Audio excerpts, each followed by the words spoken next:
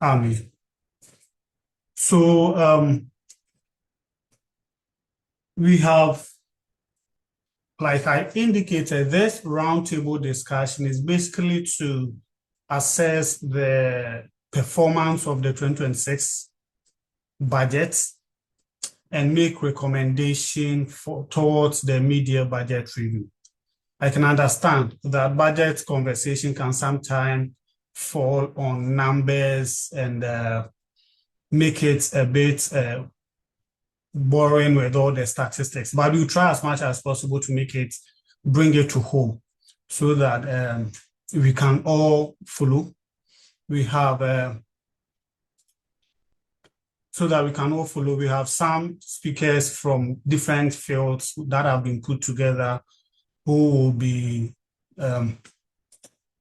have joined us actually from different fields and will be giving us some information or will be telling us how they've seen the budget so far for the past 6 months and what the Ghanaian should expect in the mid-year budget review. Now, why is this? Someone is giving me feedback. Why is this important? This is important because over the years, we've noticed that what civil society organizations do is to compare the budget statement when it's presented in November, and then when the mid-year budget review is presented in July, then they try to do a catch-up with what the budget statement originally promised and what it has not been able to achieve, and which the mid-year budget review has also not taken care of. And then it becomes that kind of a comparative assessment. For us at ICEDEG Africa, we believe that the interest of all of us is to make sure that policy makers work for us. And if policymakers are going to work for us, then we do not expect them to come and tell us why the budgets didn't work, but then we would want to present to them from stakeholders' perspective what they expect to find space in the mid-year budget review. And this is also important. Because there are so many things that are promised in the budget, but there are so many other things that are really not delivered, including sometimes payments to statutory bodies. And for this our presentation, we will be focusing, when it comes to payment of statutory bodies, we'll be focusing on the Human Trafficking Fund. And the Human Trafficking Fund, because July also happens to be the Human Trafficking Month. And since July happens to be the Human Trafficking Month, and we've noticed in recent time how human beings are being trafficked all over through kill nets and through other schemes, promise of jobs and all of those things. And so we'll be focusing on that. But beyond that, we'll also be looking at things like import and export, how the budget has performed so far relative to your pocket, based on the things that we are importing or exporting. Taxes, how has the taxes performed so far and what needs to be done? And so we have an expert from a taxation expert who will be dealing with all of this. We have our colleagues in the diaspora who send remittances to Ghana and then also invest in Ghana. How have they felt so far? And so all of them will share their perspective on this issue. And then most importantly, the Ghanaian worker. And so we have the labor union also share their perspective on how the budget or the economy has affected our pockets so far.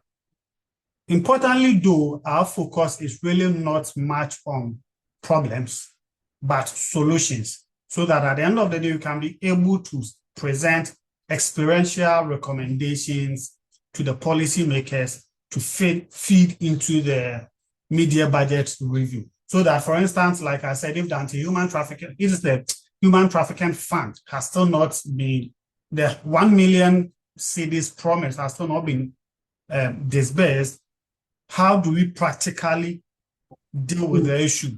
And so these are some of the things that we'll be looking at. So we welcome everyone here. I will quickly introduce, we will take our opening remarks, which is what I've just done, but we'll take a welcome address from ICEDEG Africa, and then we introduce our chairman and zoom in. Like I indicated, we are not planning to go beyond an hour and a half. And so we'll try to fix everything within 1 hour, 30 minutes and finish with the entire conversation. So I would invite the Executive Secretary for ICEDEG Africa to give us the welcome address if she's on the call. So Ellen, if you're on the call, just give us the welcome address, after which I'll introduce our chairman for the occasion. Thank you. Yes, I'm here. Hello. Yes, Good we can evening. hear you. I would have loved to show my video, but my light just bear with me. All right. So good evening to us all once again. Distinguished guests, representatives from the business community, civil society partners, media, and fellow Ghanaians. I welcome you all to the ICEDEG Africa Maiden Policy Dialogue Roundtable 2026, themed Economic Confidence and Fiscal Policy Expectations, Stakeholder Perspective ahead of Ghana's 2026 mid-year budget review. We gather here today at a critical juncture in our nation's economic journey. In November 2025, the government presented its fiscal vision under the theme Resetting for Growth, Jobs and Economic Transformation. In a few weeks, the Minister for Finance, Dr. Keizo Atto-Forson, will stand before Parliament to present the 2026 mid-year budget review. This legislative milestone is not just a constitutional formality. It is a vital checkpoint for our collective aspirations under the resetting framework. This dialogue serves as a vital bridge between policymakers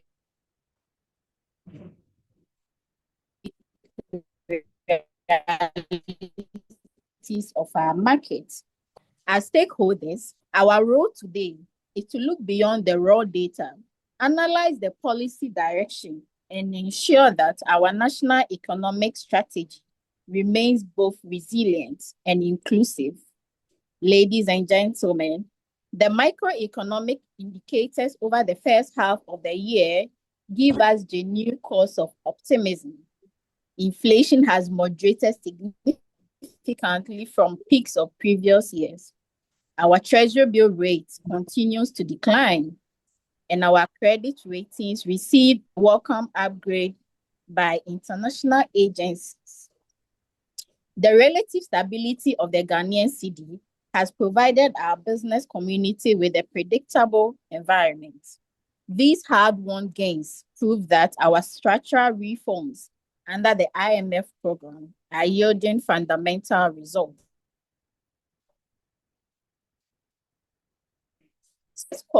Fiscal data for 2026 reveals a deeply concerning disconnect between policy promises and the reality on the ground, that we cannot afford to be complacent.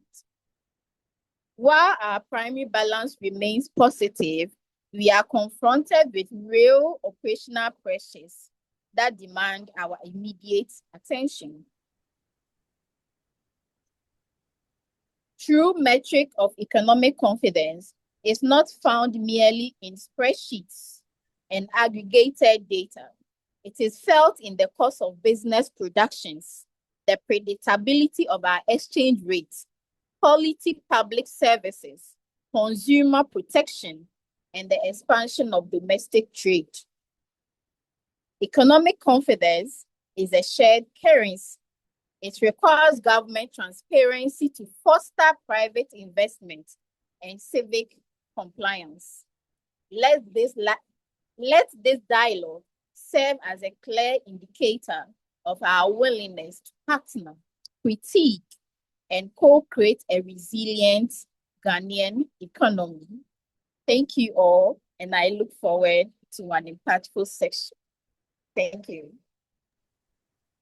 Thank you, Ellen, for that wonderful presentation. So Ellen is the Executive Secretary for ICEDEG Africa. This evening's conversation, what we will try to do is to be quick with it. There are some of our presenters who would have to catch flights.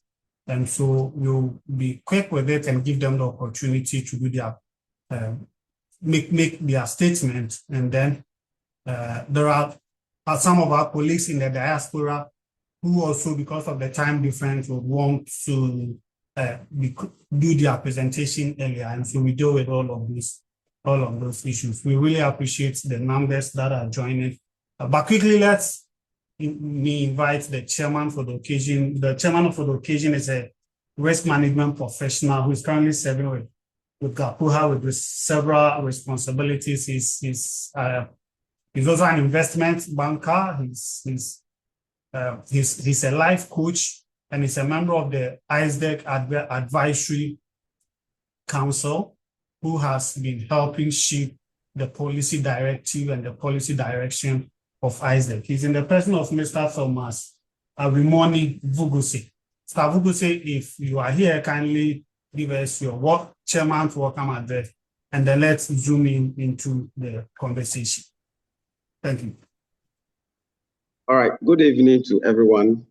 Good evening to you, the Advisory Council Chairman. I'm grateful for this opportunity, and I want to say good evening to our able panel that will be taking us through the discussion, and also to everyone who has contributed in making this Maiden dialogue a success. I'm grateful. Just few remarks before we start. We all know that this year's budget, 2026, we are talking about the half-year budget review, and the whole theme was under resetting for growth, jobs, and economic transformation. But we know that currently we have, if you look at the economic landscape, we are having about two Ghanas presently, and the first Ghana that we have is one that has stabilized most of our macro and micro indicators. We're looking at inflation, which Helen has talked about, the inflation rate, which has fallen from 23 to 8%. We look at our debt, which has also declined from 69 to 45.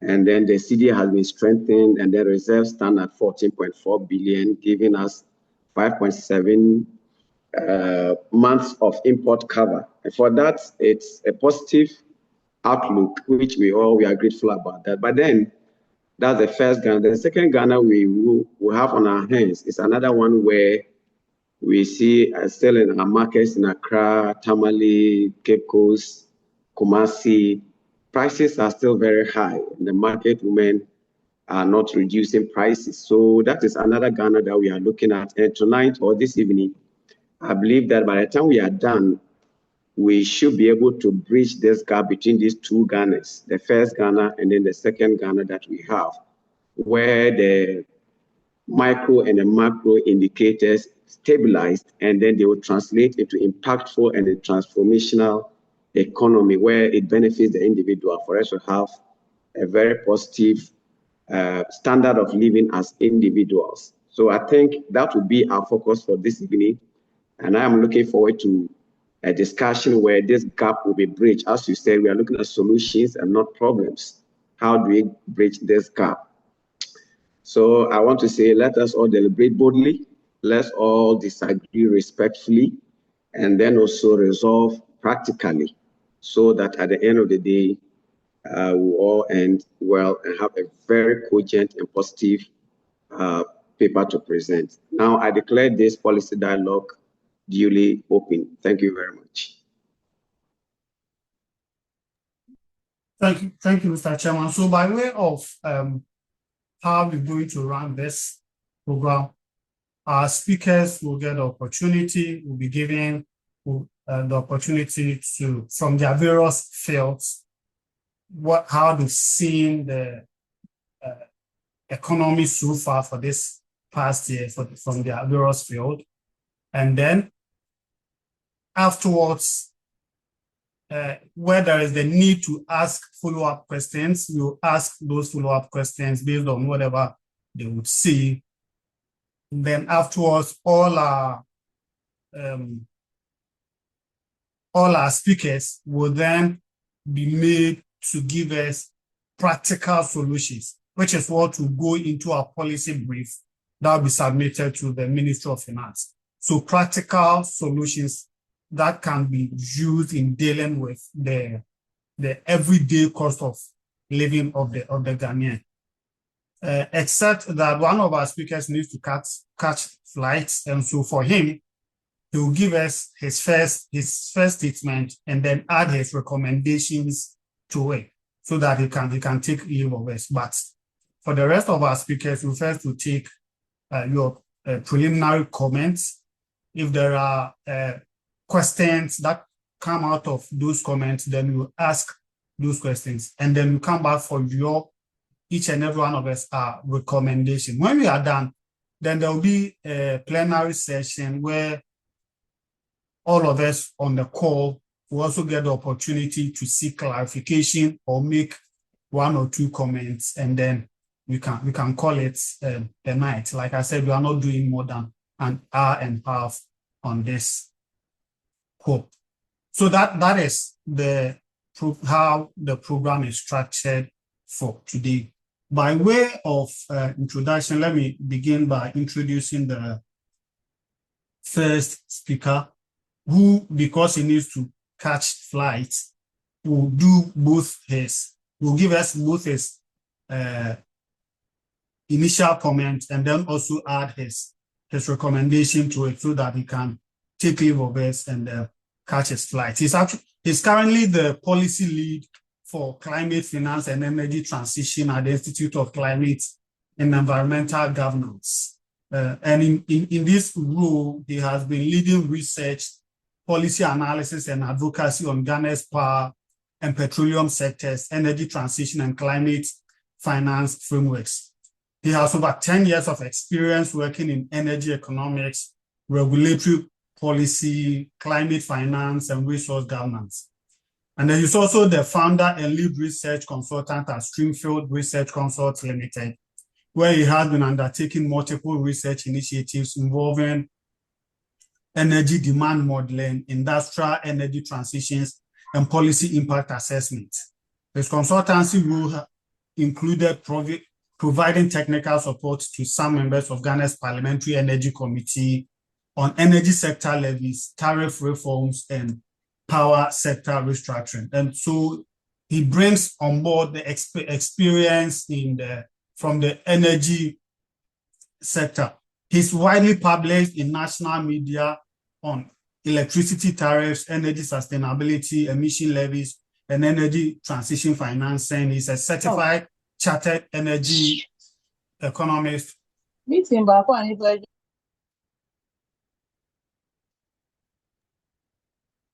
a certified chartered energy economist, has dual master's degrees in economics, majoring in energy and natural resources. He's in the person of Kwesi Yamwa Abedu. So Yamwa, if you're on the call, since you need to catch your flight, and I can see from the video that you're already at the airport. So just give us can see that you're already at the airport. So just give us your perspective on the economy relative to the energy sector, my electricity pricing, what is affecting my electricity pricing, and what can be done to deal with skyrocketing electricity or energy costs in the country. All right, please take over for the next 10 to 12 minutes. Okay, good evening to my co-panelists and then participants, and then good evening to the chairman as well. In fact, I'm honored to be here with you to share the few knowledge that I have with respect to our discussion, looking forward into the mid-year review of the budget. Like you rightly said, government mostly puts its intent via the presentation of budget. And then it is through that we get to know the intent of the government in the coming years. And so if you take a very critical look at the 2026 budget, you get to understand that there were several projects or programs that were outlined or put forth that government would have executed. Am I audible enough? Hello? Yes, yes, yes. Okay. Yes, and so there are several programs and projects that government has put in place. But then let me tackle your question on electricity. Almost every quarter, PURC, that is the Public Utilities Regulatory Commission, would have to review our tariffs to ensure that consumers are not overpaying or underpaying for the services that is being rendered to them. Having said that, it is also very critical to understand that the PURC plays the role of a referee in ensuring that we are not cheated, like I've indicated early on. But then quite recently, there have been several complaints with respect to the amount that or the charges that we are paying with respect to our electricity. People are saying that we are paying more than what we are consuming, which indeed it is very true. Though there hasn't been any empirical studies that have been conducted yet, the complaints, the numerous complaints that have come to us as an organization, as well as the PURC, is enough justification. Personally, I have experienced it. I've had colleagues calling me to understand what is causing this. You have to understand this. This is what goes into the pricing of the exchange rate, inflation, and then WACC. We are expecting that exchange rate and then inflation is down now. And so what we should have been, the realistic view is that we would have experienced a decline or a reduction in our energy prices or electricity prices. But that is not what we are experiencing now. If you compare our tariffs that we are paying to previous year, that is 2025, you get to realize that as much as in the last quarter, a bit of reduction was done, it wasn't significant enough for which households would have felt in their pockets. Okay. Meanwhile, we are saying that inflation is down, exchange rate is down. These are what IPP look forward to in computing their cost. That they will definitely at the long run pass down to us. But realistically, like I mentioned, we should be seeing a further reduction in tariffs like we are looking at. I wouldn't want to restrict this conversation to electricity tariff alone. There are several energy issues that we should be tackling. And then my role as the climate finance and energy transition person at ICEDEG also implies that we also look at initiatives that promote just energy or green energy. What has been government's commitment towards green transition? Yes, indeed, in the early inception of this government, the Ministry of Energy was now changed to Ministry of Energy and Green Transition. We were looking forward to several green initiatives. Yes, there has been some projects that are green-based, but then is that enough? That is not what we're talking about.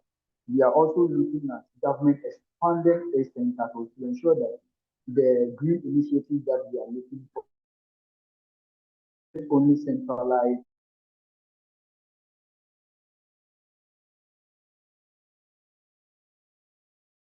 So in this discussion, because of time, what I would be looking forward to do is one, take a critical look at some of these issues, and then if there are some questions that I would have to probably address, I do so before I take leave of you. So still on the electricity issues, we have personally written some officially to the powers that be to engage them on why Ghanaians are paying more than they are consuming.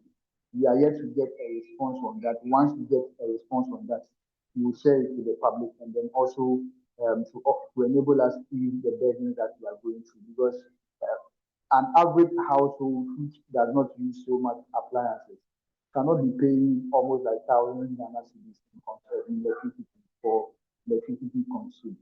So let me just zoom back to the green transition and then we talk a bit about climate finance. I know Dr. Mercedes goes on and then she would do justice to issues related to climate finance because that's her strength. I wouldn't want to go so deep over there. But let's be very realistic. If we want to champion green transition, what are the policies that we ought to put in place. Levies, taxes.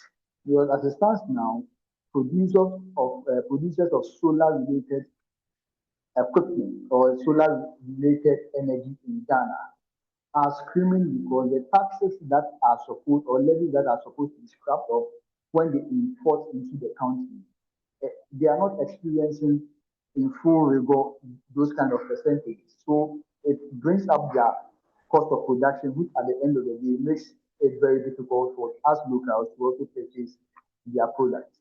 So this is what we should be looking at. For time's sake reasons, I would want to get zoom straight into some recommendations I would want to see in the 2026 major budget review. First of all, government should consider decentralizing its green initiative by involving the district assemblies. It is only when we are able to do this that we are able to realize our national goals. The energy transition framework suggests that by 2060 or 2070, we should be reaching net zero. If we are going to reach net zero, that's just some 30, 40 years ahead of us. What empirical steps are we looking at? So what we should be looking at is liaising with the various assemblies where we ensure that green transition projects are decentralized so that it doesn't get centralized at one point. Two, are we really equipping our people to take these initiatives? Or it's the energy transition is just a slogan that we are mentioning? We should go beyond that. We should be looking at empirical or practical measures that will help us achieve that goal. Other than that, we wouldn't be able to do that.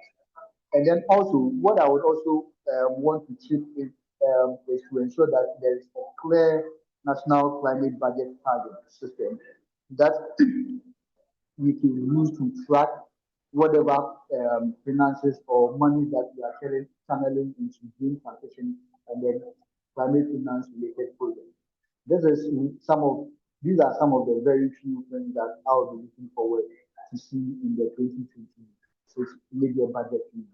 And critically, I would also want to see a drastic review in electricity prices, especially when consumers in the last quarter have overpaid for what they are already consuming.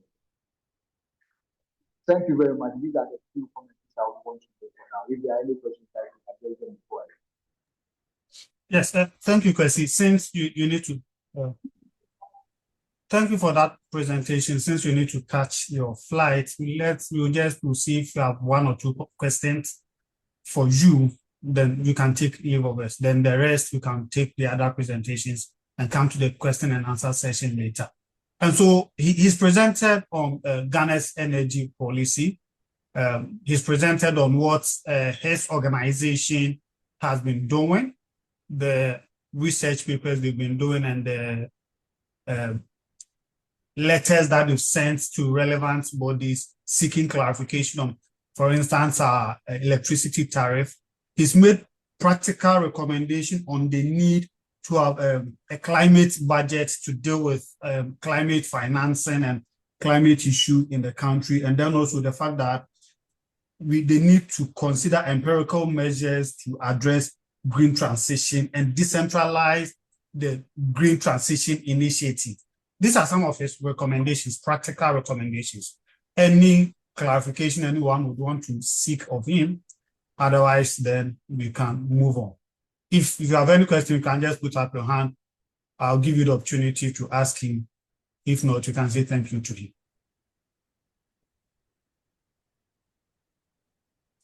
All right, so all right, so Kwesi, I believe we are fine. We are fine with you. Thank you for your time. You needed to do this before and save flights. Yeah. All right. All right. Thank you. Okay. Thank you. All right. Sure.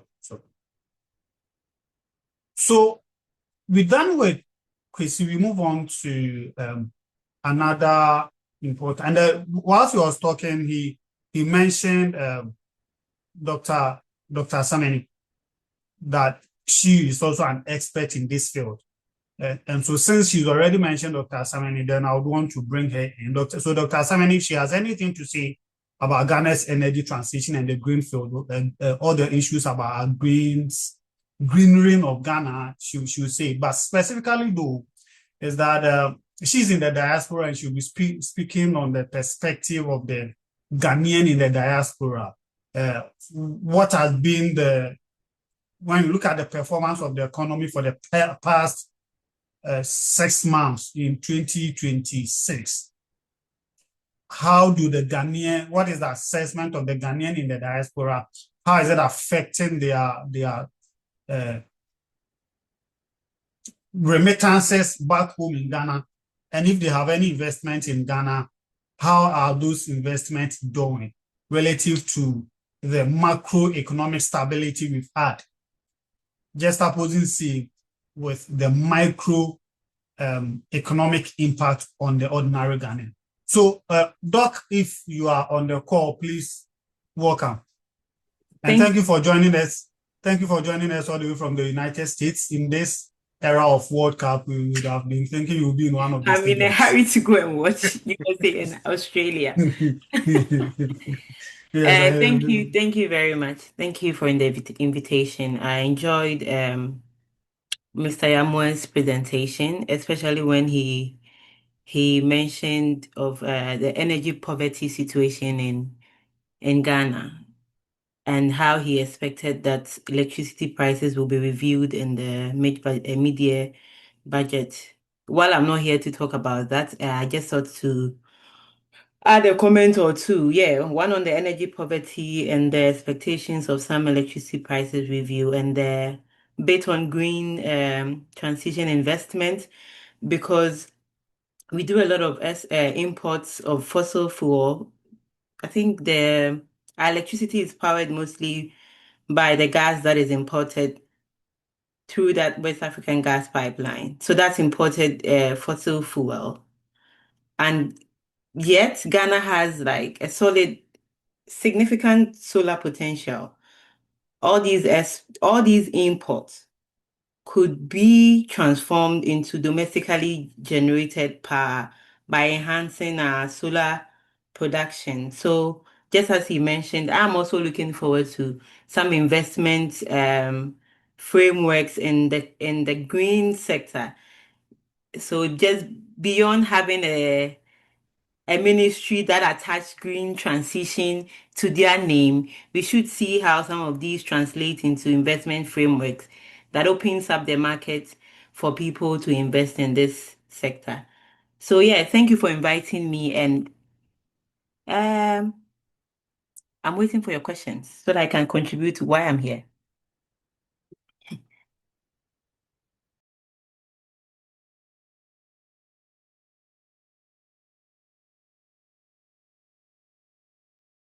It seems you are muted. Oh, sorry. I'm sure you can hear me now. Please, can you hear me, Doc? Yeah, I can. Okay. So the first question you ask, though, is that as a Ghanaian in the diaspora, against the backdrop of macroeconomic stability we've witnessed so far, and then assessment of a relatively stable but marginally declining exchange rate development, what do this mean for the Ghanaian in abroad? Okay, so for me, let me issue this disclaimer. I'm not here to talk economics. I'm here because I have no background in economics. I'm here to speak on the Ghanaian abroad perspective.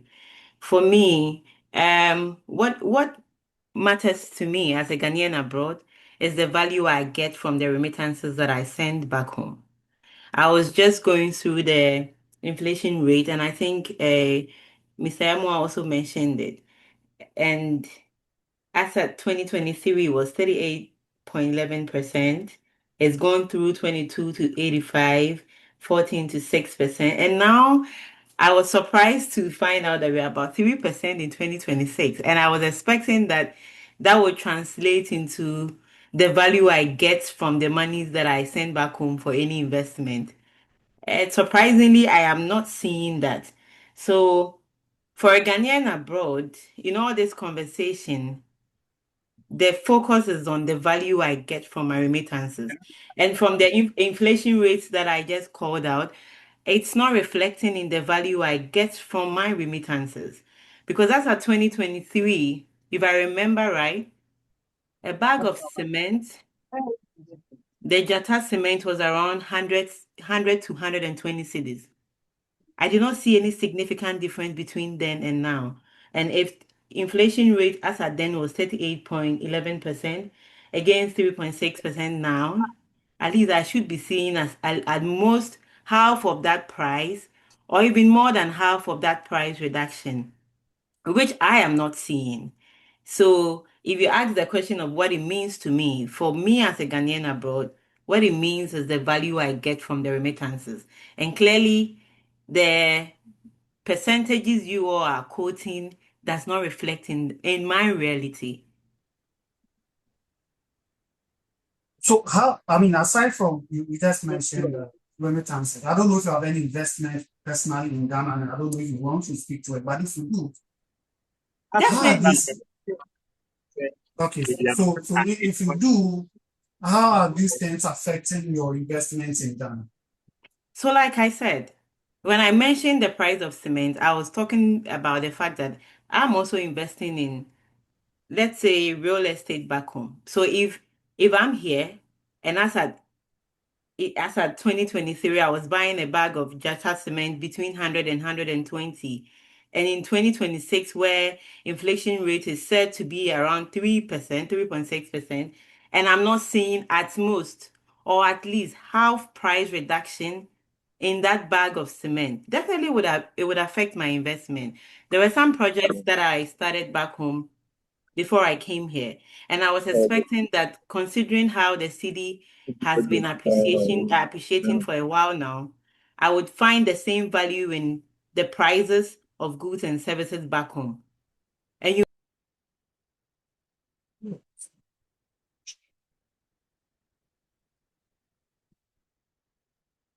Sorry, Doc, you are muted, please. Oh goodness, how could I have been talking all this while on mute? Okay. I mean, we lost you for just like a minute or two. Okay, so as I was saying, investments will reduce because these remittances beyond family well-being or family care goes into investments back home. And so if I'm not getting the value of the money I have sent, definitely it would translate into reduction in investment. And I was talking about the fact that I was doing some building projects back home before I traveled. And you would expect that since the city has been appreciating for a while, it will translate into inflation also reducing realistically beyond the percentages that is quoted by the government. But you realize that there is no alignment between the appreciation of the city and the inflation, the realistic inflation rate. And prices of goods remain high. That would discourage investment. And because of this, I have had to put on hold some projects back home because not only am I not willing to send money back home because the city has appreciated, because you have to send more dollars. But beyond that conversation, it would be easier if you were sending money and the value of the money in Ghana city was as high as it is at the exchange rate. But when it's not only does it discourage you sending money home for investment, you would have to put on hold some of these investments and focus on investing in the USD economy. So that's how it eventually affects some of these investments back home. All right, sure. Thank you. We'll come back to you for your solution recommendation, solution driven recommendation as to what to consider in the mid-year budget review. We'll come back to you. But now that we're talking about investment, let's talk about import and export. And the person to speak on import and exports is the Executive Secretary of the Exim Frozen Foods Association of Ghana. He's a trade policy advocate whose work focuses on advancing the interests of businesses operating within Ghana's import and export logistics and supply chain. Over the years, he has actively He has been actively involved in engagement on trade facilitation, customs administration, port efficiency, taxation, and regulatory reforms. And he's been advocating on policies that promote competitiveness and reduce the cost of doing business. And that part is really important, promoting competitiveness. Because at ICEDEG, one of the things we look at also is consumer protection and competition. And so this part is really important to the conversation we are having now. And through his leadership roles, he has become a prominent voice within Ghana's trade ecosystem. And for those of us who have been following the business news, particularly on CT and some other media organizations, he's been very vociferous in recent times on maritime trade, import, and export. And as the executive secretary of Exim Frozen Foods, he continues to champion reforms aimed at improving Ghana's trade and ecosystem. And so he's the next person to talk to us. And then, so he just will give us his initial comments. Then we'll come back to him for his recommendation or solutions that should be tailored towards the concerns he has. After him, though, you look at the asset, you look at disbursements to some statutory funds that government is supposed to make disbursements into. And for this particular session, because we are in July, in the month of human trafficking, we'll be looking at the Human Trafficking Fund and its impact on human trafficking. And so we will look at a board member of the Human Trafficking Board under the Ministry of Gender and Social Protection, who will then also be speaking to it. But before her, let's take Michael Ubreji. Thank you very much, Kwesi. Kwesi, am I audible? Yes, very clear. Okay. It's raining cat and dogs here, and so I fear that it might interrupt my presentation. Good everyone on the call, to yourself, and then I can see very good friends whom I haven't seen in a long while. The first two speakers whose presentation I've enjoyed, Yamwa and my own sister Mercedes. A good evening to you from Ghana, and to Yamwa, who is going to the US to watch football without me. You will come back and meet me. But to the very germane and substantive issues, I think that if you look at, because we're discussing the 2026 budget with a perspective of the mid-year review, particularly for me as a trade person, I'd want to just circle back and look at I think there were two policies from the economic statements of the government in 2026 targeted at trade.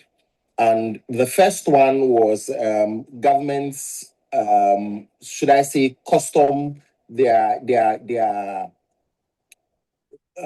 was an initiative to digitize our custom system. And that's what, for us, introduced the publican AI into the system. And for, like you mentioned, for viewers or for listeners who followed us perhaps at the beginning of the first quarter of this year, was one of the things that was very topical for everybody within the trade space.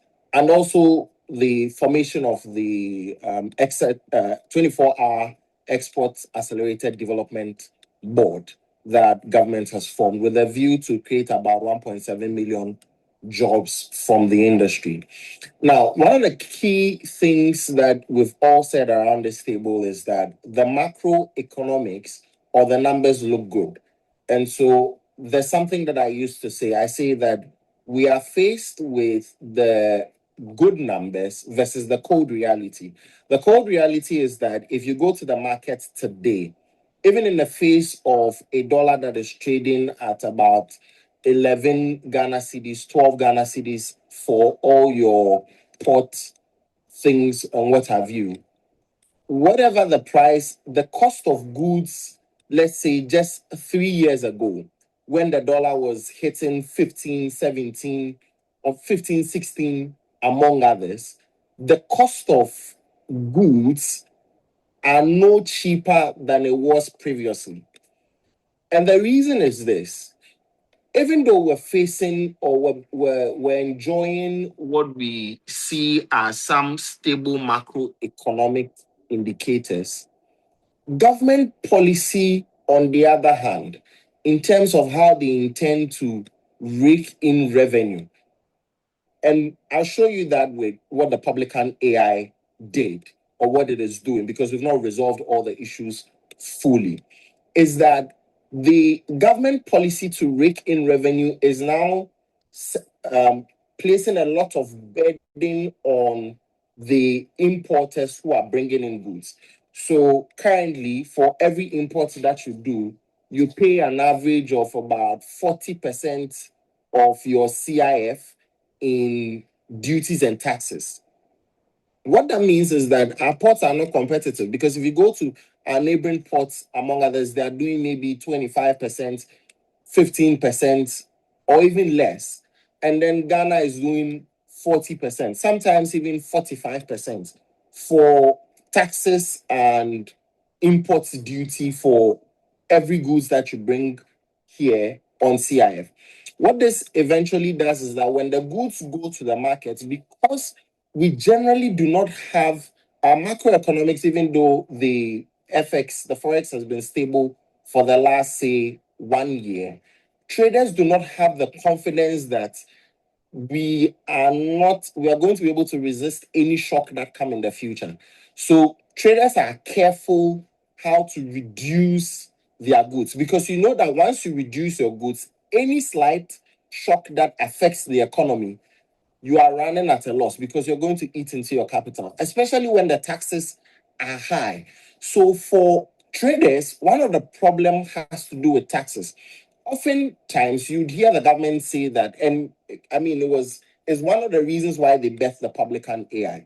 And since the birth of the Publican AI, let me dwell on that, because it's been one of the major initiatives of the government in 2026. Since the birth of the Publican AI, you're seeing duties shoot to about 200% of what people used to pay before the introduction of the Publican AI.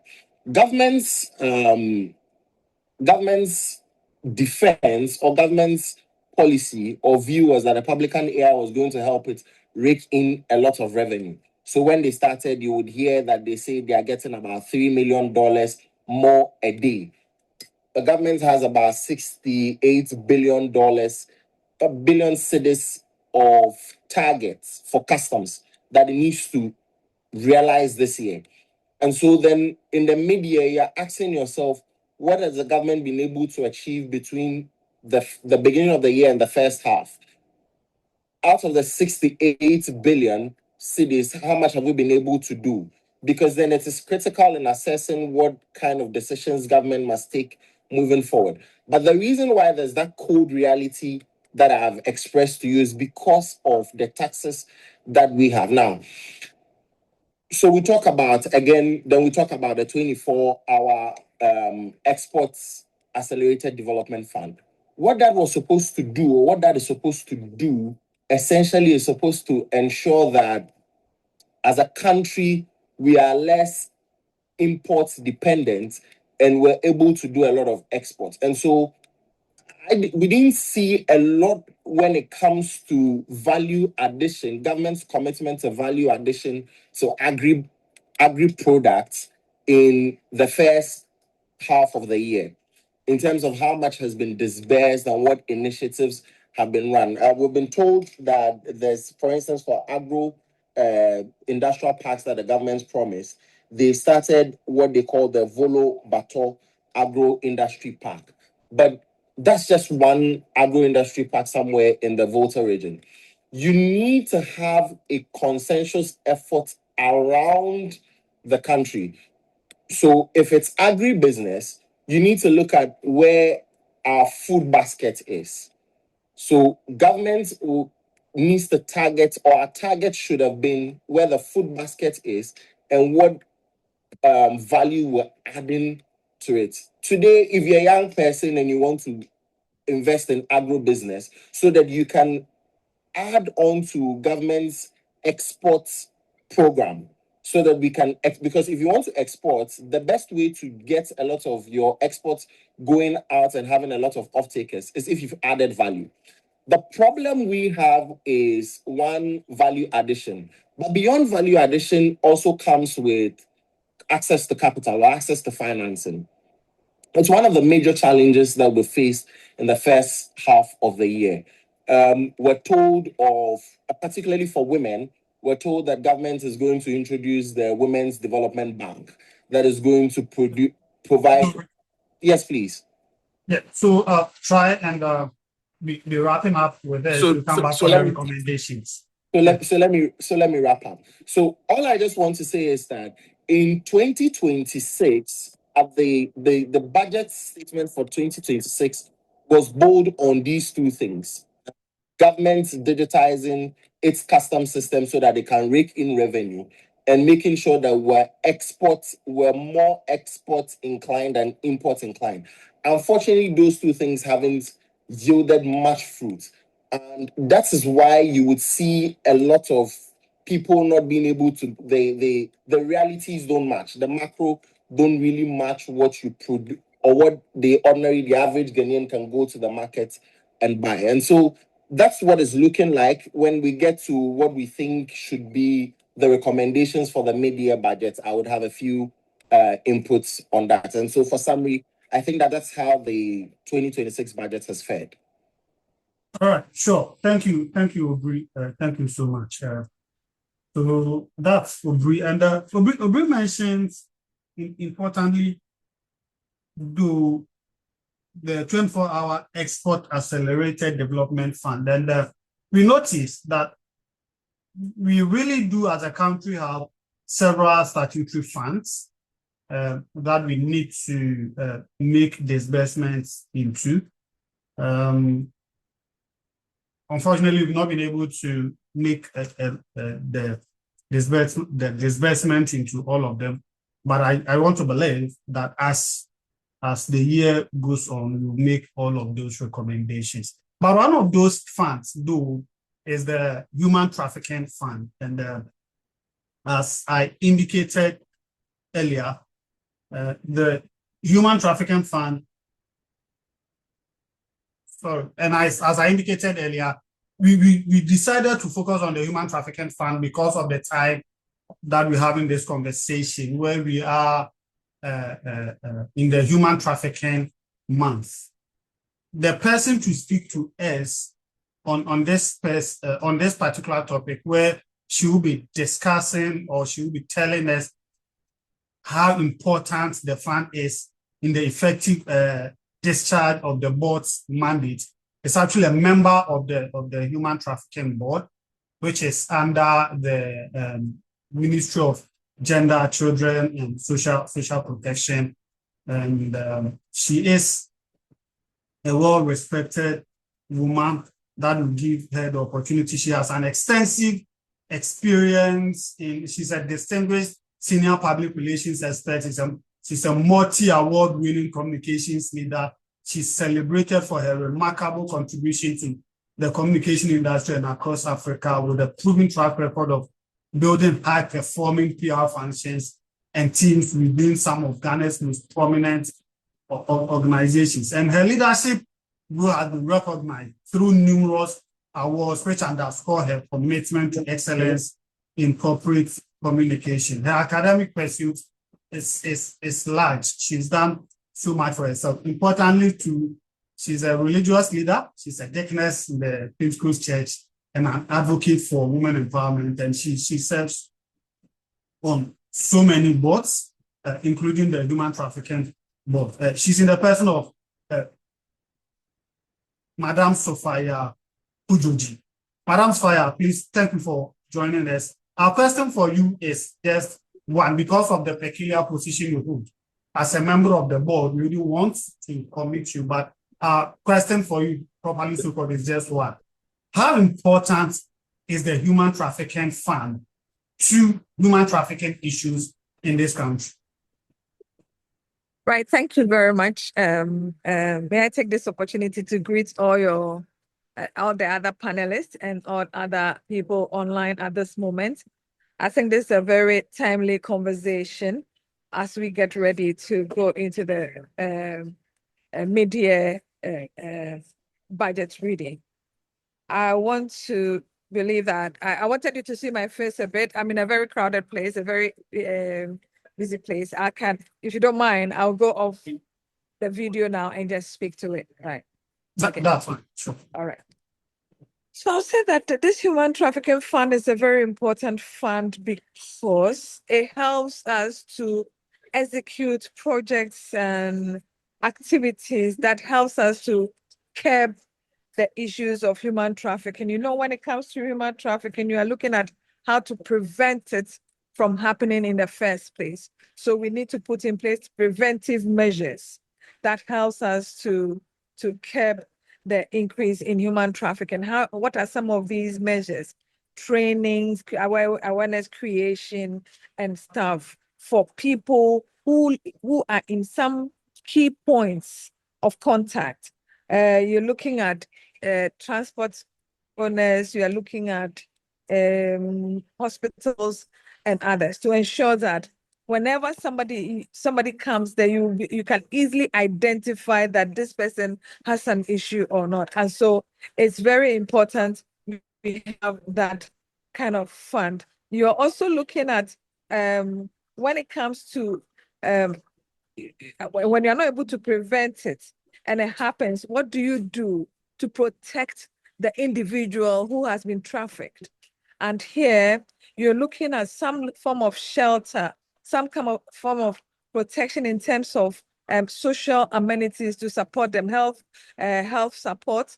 Some of them, when you bring them back and they haven't found their families yet, what do you do to ensure that they are okay? So all these require a lot of funds. And then the other level is also persecuting human traffickers. I mean, those who are involved, perpetrators of human trafficking, in prosecuting them. But how resourced are the institutions that are responsible for this prosecution? And so you want to know, you want to get these funds that can help them. And then the fourth thing you're looking at is partnerships. Who can we partner with in resolving some of these issues? So it's a very important fund as it helps to deal with the totality of human trafficking issues, which unfortunately is taking different shapes and forms. I mean, back in the days, we all those who are okay. Let me not pretend that everybody here is old enough, but we all remember the Trokosi days when there was so much talk about Trokosi. Today, there are other forms of human trafficking. In fact, it looks as if some people even put themselves into it. People are deceived into it, and there are all sorts of forms of it. And so it's the education and awareness creation is a very, very critical area that I think that given the resources, we should be able to do. But this is where the partnership also come in, where we are looking forward to having, and I'm happy the platform is providing this opportunity for us to discuss it. It's part of the awareness creation we are talking about, so that people who are at places and are oblivious to some of the tricks that people use. And I must say that I'm sure even in some of the churches, you know, this human trafficking is taking place, but we don't know because somebody comes new and they are quiet. We need to have training for people to see pointers or things that draw their attention to the fact that, look, this person's behavior is a bit uncomfortable. What do we do? So the fund is very critical. And, you know, there is a whole secretariat that runs this human trafficking thing. How do we even work? How does this fund help for them to do their work as is expected of them, the operations that is expected of them to undertake, you know, every now and then? So I would say that it's a very important fund that I think given the opportunity, we should get more supporters, more partners to help government to move it to the level that it has to be. Because for now, I can say that I don't think it's enough. I don't think that money is enough. Yes. And I think that even though it's playing a very critical role, for instance, these days, people are doing cyber, trafficking. People are being trafficked through cyber security issues. There are people who are being tricked into places and their organs are being harvested. Child trafficking is on the increase with all sort of, enticing words. And there are a lot of adults, young people, young adults who are being trafficked, with the idea that, oh, there's a better job somewhere. We are taking you. And I'm sure some of us have seen some of those adverts in places. But what is triggering this? The economic situation, the family situation. There are so many things that is, triggering some of these the flourishing of this human trafficking thing. So there is the need for a lot of education, a lot of input to make it to help us to curb that problem of human trafficking. So I think that that the funds is critical. And as to whether it is enough as at now, that I think your guess is as good as mine. I am sure we will all agree that it can never be enough. I mean, let's be realistic. And there are other projects and other,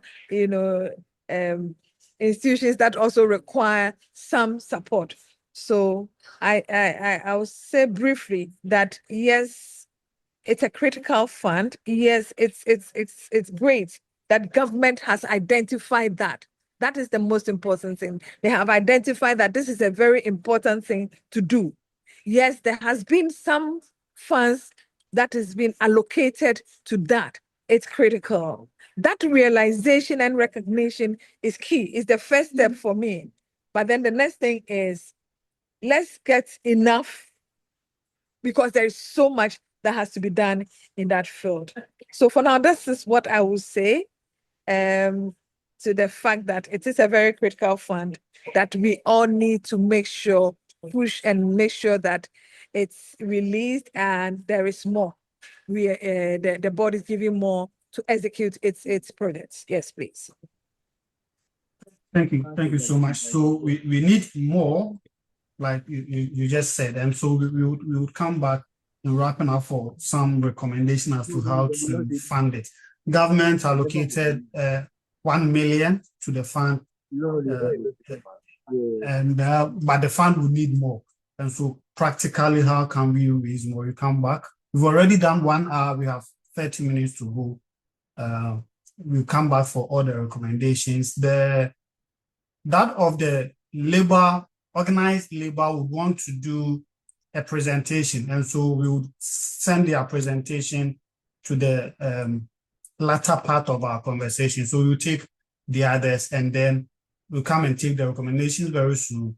Then we reserve the remaining 10 to 15 minutes to organized labor to do their presentation. But since we need money, then let's talk money. How do we raise money as a state? So the next person to talk about money is a distinguished tax practitioner, is a chartered accountant, has a legal background, is a digital transformation expert, and he's been doing chartered accounting.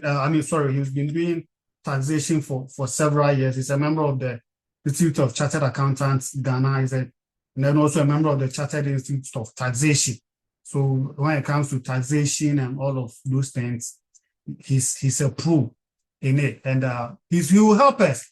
So far, how have our taxes been performing, and what can we do to improve revenue generation so that funds such as the Human Trafficking Fund, funds such as the 24-hour Export Accelerated Development Fund, do not go hungry.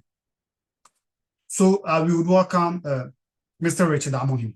Amohim, please, if you're on the call, take over.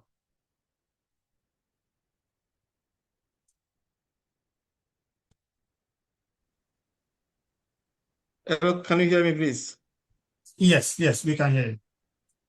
Okay, right. Thanks so much, and thanks for the opportunity. Good evening to all members present. It's important that having the discussion, we're able to garnish the issue of taxation within the budget, the fiscal space that we have carved over the years from 2023, 2024, 2025, and 2026. We can't talk only about 2026 without going a bit back to history for us to know how we have performed over the years, and so that we'll be able to understand how it's going to be the coming years, or even and also to build our expectation for 2020, the 2026 mid-year review.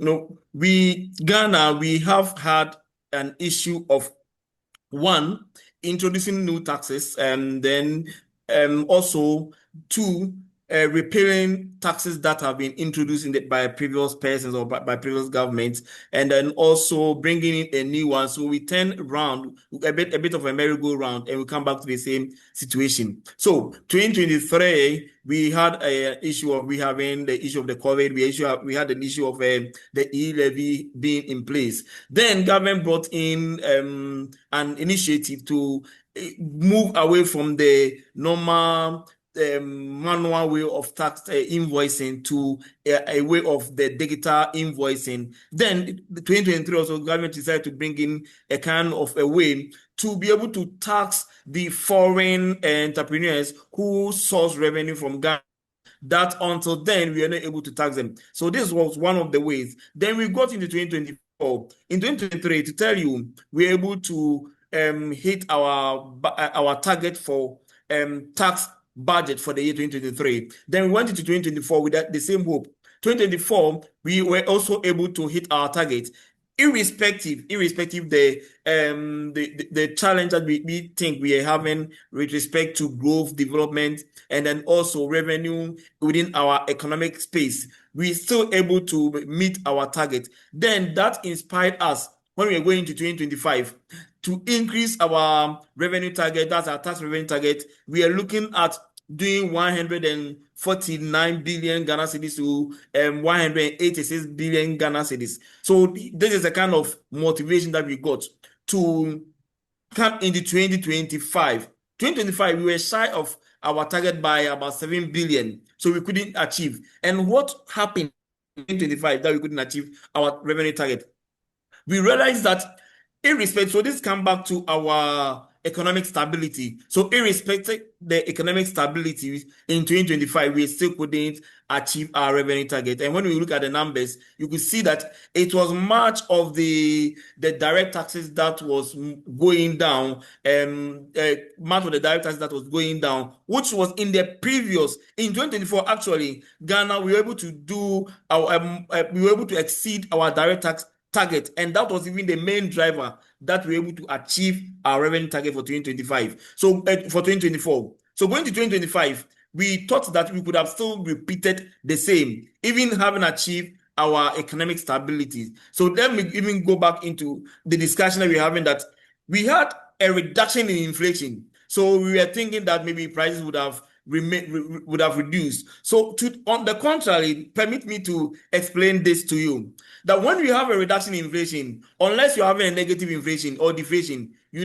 never going to have prices reducing. You are either going to have prices being stable or having a marginal increase. So anyone who wants to judge our current prices with the micro stability we are having may not really get it right. So having this, it means that we should at least maintain the same level of revenue that we were experiencing in 2024 that enabled us to achieve our target, but we couldn't do that, although we were able to achieve revenue, our stability. Then what we came to realize is that a lot of the factors that affected our revenue generation capabilities were external factors. One, the foreign exchange was one of them, key thing that was affected. So it means in 2022, when government was able to achieve the revenue target, it was because there was a significant flow of or increase in the foreign exchange. So a company that's especially from the mining and then oil and gas, that's the oil and gas, if they were able to generate 200 million USD it was giving us a significant amount of tax revenue. 2023, it was doing same. 2024, it did same. So it enabled us to achieve our revenue target. So that's one of the reasons we were able to achieve our revenue target. So 2025, let's move into stabilizing the system. So we stabilize the system, then government got more confidence. Then I want to come and then reduce a lot of burden from the people. So I'll take out the e-levy. I'll take out the COVID levy that came into 2026. So in that period, I said, you can't take all these ones out without providing an alternative source of income to patch up the revenue loss. And government we boasted that government has been able to put about 5 billion back into the pocket of investors and about $3.5 billion Ghana cedis back into the pocket of individuals. This is because e-levy was gone and then the COVID levy is also gone. So we will think that what we ought to have expended, we didn't expend all. So government lost this revenue without being able to get an alternative. Then unfortunately for us, we are also not able to utilize a lot of the non-oil revenue. Currently, on an oil prices has moved from 76 to 90. So when we were doing our budgets, our oil revenue was between 76. So we budgeted a lower amount, and then we have moved. So it means that we're going to have a certain amount of windfall of revenue coming into us. On the other side, because we have not been able to achieve production very well. So this is how it looks like.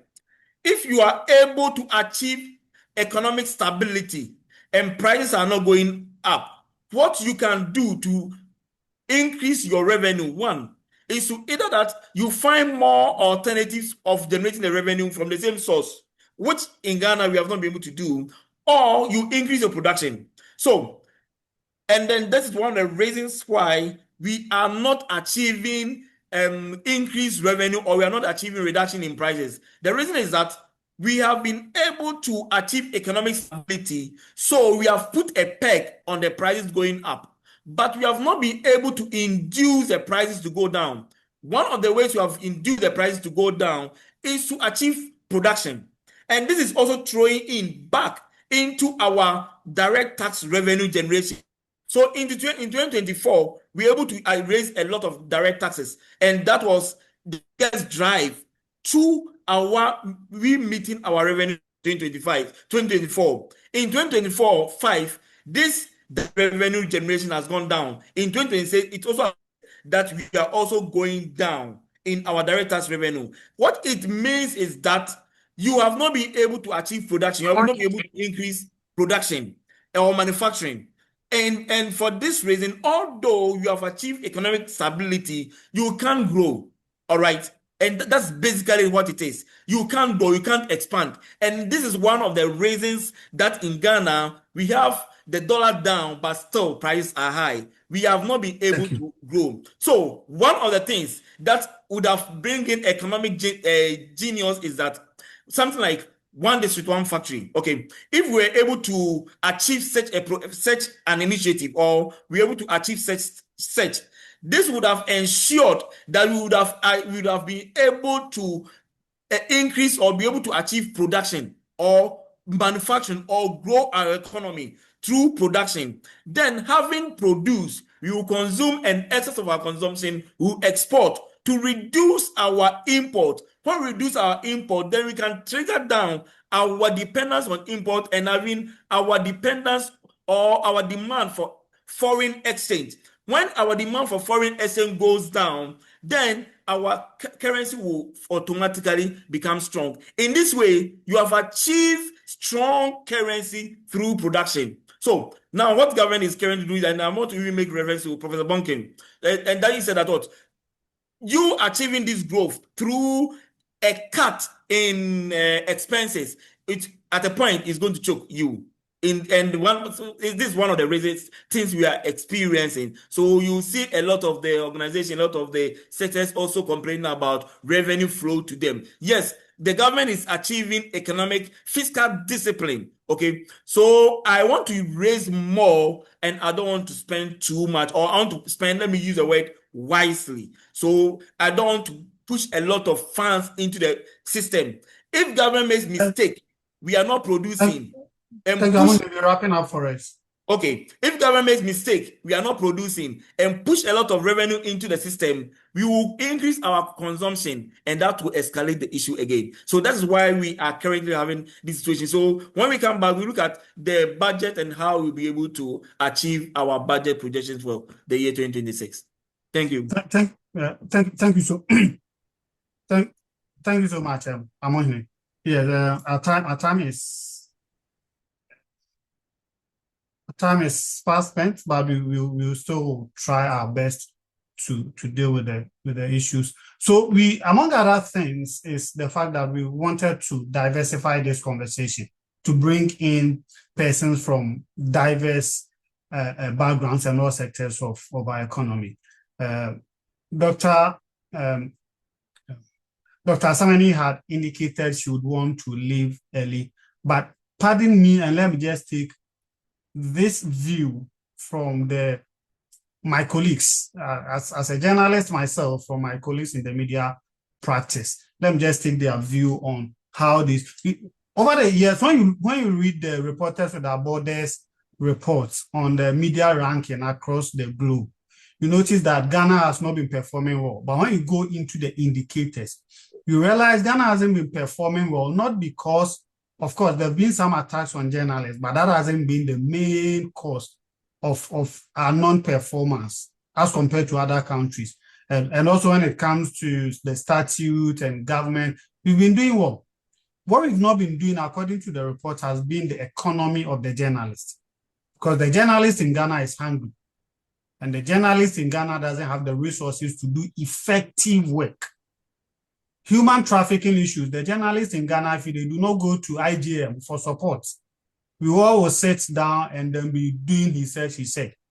And so we want to take the view of the media practitioners, my colleagues, to diversify the conversation on how the economy has been so far for this year for them and what they expect to change, particularly relative to the Media Development Fund that the president talked about in the early days of the year. And to do that for us is a journalist and a development communication specialist with 2 decades of practical experience in print, broadcast, and digital journalism. He's a former Eastern Regional Chairman of the Ghana Journalists Association and a former National Council member of the GJA. He works with Multimedia Ghana Limited, Joy, Adom, and all of those people.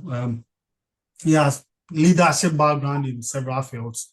He's in the person of Maxwell Kudeko. Maxwell also incidentally happens to be one of the members of the advisory council for ICEDEG. Max, please, can you summarize this for us in 5 to 6 minutes?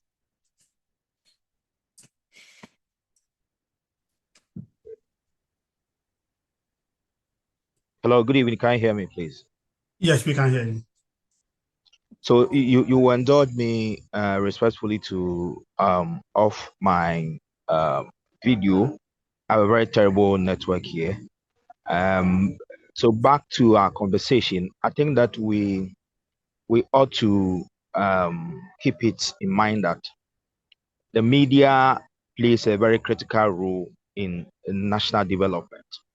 And one of the key indicators of a thriving democracy and a very good governance system is a very effective media.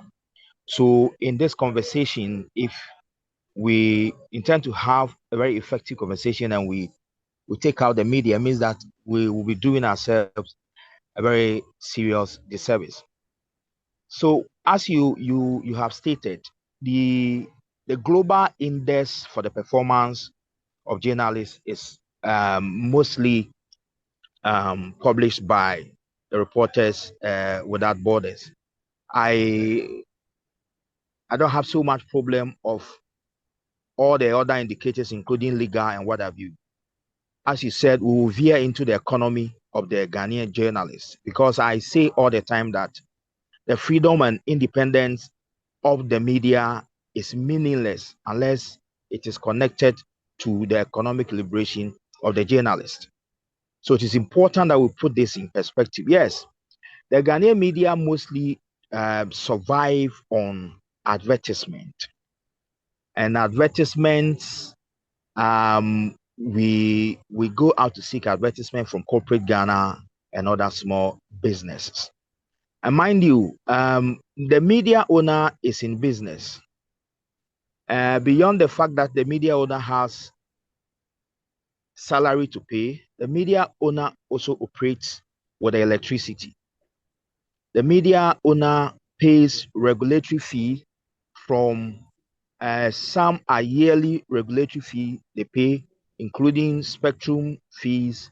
There are some charges they call co-location and what have you yearly. And after every 5 years, you have to go back to the National Communications Authority to also renew your license. There are several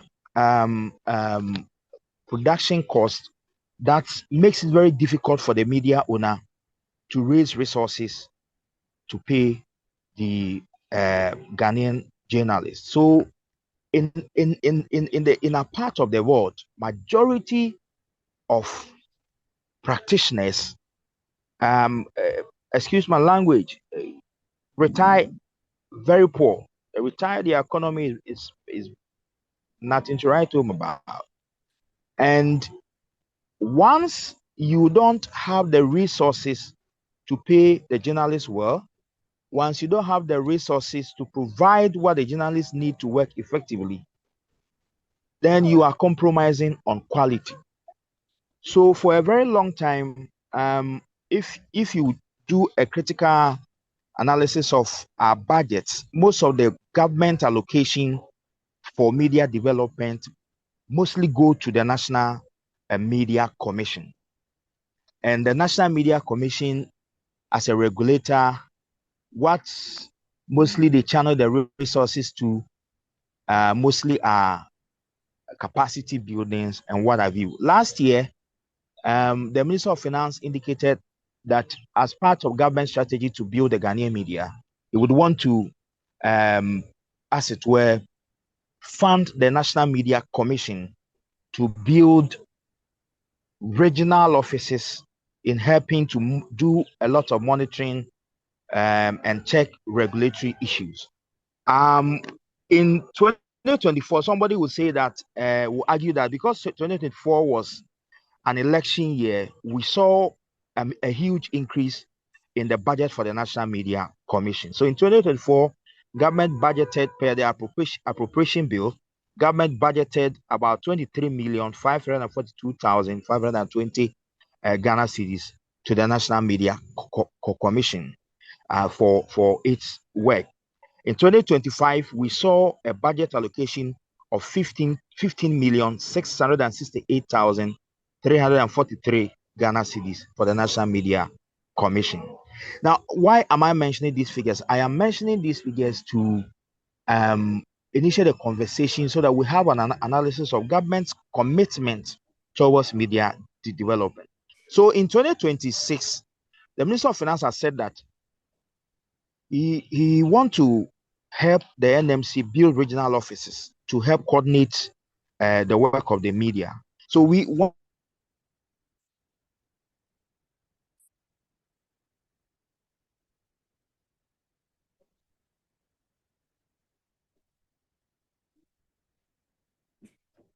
Hello, hello, Max.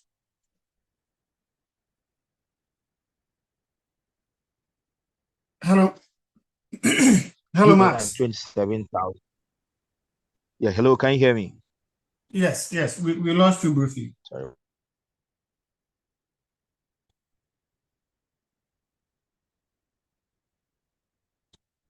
Okay. We are losing you, but we get a point that we want to make, and that we hope that you position yourself well and come back with the recommendation. So now, why are we having all of this conversation? It is to help us, like I said, make informed Please, input. can you hear me? Is to help us make informed input into the media budget review. We've taken presentations from importers and exporters, from the people serving on government boards, from tax experts and all of those people. And from the people in the diaspora, we're just taking a presentation from the people in the media and unfortunately the network. So you have just, based on the time that we set for ourselves, have just like 5 minutes to wrap up. We're going Hello, to can you give hear me? hello, Max. Just hold on briefly. So we're going to give every speaker who has spoken so far maximum 1.5 minutes to give us your practical recommendation from your field as to how to uh, deal with the problems that have been identified in your field. And it is these recommendations that will go into the resolution to be presented to the ministry, with the hope that some of these recommendations will find space in the mid-year budget review that is scheduled to be presented in few days time in July. After which we will plead that we spare some few minutes for organized labor to do their presentation, which will not go beyond 15 minutes. So we had wanted to finish by 6:30, but we may have to extend to 6:45. We apologize in advance for that delay. So we begin with Dr. Asamani. If you are still on, you wanted to leave early, so you are still on. Please, what are some of the practical recommendations based on the presentation you made earlier? Can you suggest, after which you can take leave of us for those of you in the diaspora? Sure. Thank you very much. So, as we all know, remittances constitute a very important source of foreign exchange for Ghana. It accounts for about 6% of Ghana's GDP, over $4 billion annually. And so we cannot ignore the fact that this is important for macroeconomic stability. One major recommendation that I had penned down is the government issuing diaspora-specific investment instrument, so a diaspora-specific bond program. And before the presentation, I was doing a little reading online, and I came across the fact that the BOG and Ministry of Finance are already considering that option. They are, per the budget, the recent budget, the Ministry of Finance was hoping to develop a national remittance strategy and a remittance roadshow that allows engagement with the diaspora to also get their inputs on how we can advance inclusive continent-wide engagement. So the issuing diaspora-specific bonds, as is done in some countries like Nigeria. Nigeria has a similar thing where their federal government issued a diaspora bond. Their first ever diaspora bond was in 2017, and they successfully raised about $300 million. And I believe that with the Bank of Ghana and my Ministry of Finance looking into the development of a national remittance strategy, and even the recent launch of the Remit to Invest program, they translate these programs into developing diaspora-specific bonds where Ghanaians abroad can invest in various sectors.